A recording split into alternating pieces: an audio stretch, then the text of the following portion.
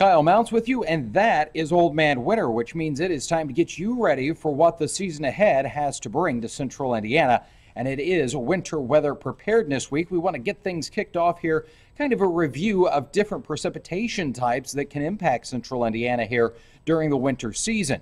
And it all has to do with the air actually up above us.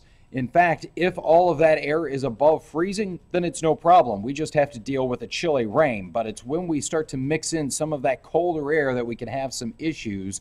If that area of above freezing temperatures is fairly large, but then right here at the surface where we are, there's a narrow wedge of below freezing temperatures, that's when we get ice and that freezing rain that develops.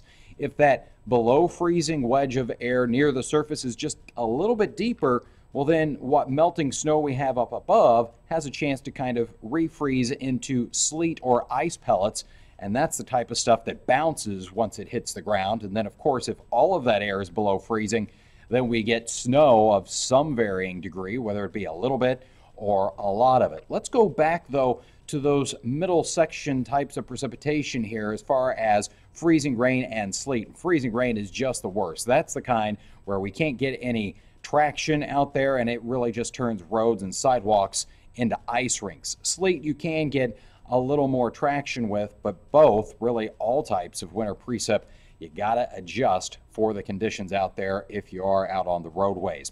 It's also a good time to take a look at this chart and kind of review what exactly it takes for the National Weather Service to issue different types of winter weather watches, alerts, and advisories across Central Indiana for this season to come. Of course, RTV6 has you covered.